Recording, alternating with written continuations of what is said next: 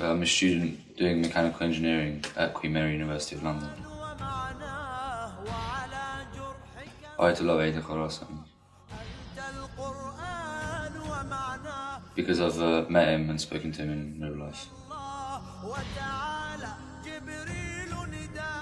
I think it's a very good idea to perform acts of Azadari during Muharram because it keeps the message of Imam Hussein alive. Because the way he was martyred in Karbala so many years back, it just shows that he was martyred for Islam to survive. And if we're not upholding these acts of Azadari, then the message wouldn't be carried on forward to the generations. Just crying, Sinazani, Tatbir, walking on coal, reading Nohe and doing Matahi, and just a lot of things, to be honest. Doing each act has a unique feeling on its own.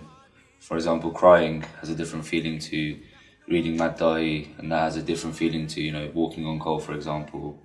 And you wouldn't know what I'm talking about until you try it for yourself. And it's the love for the Imam that makes you go and do these things.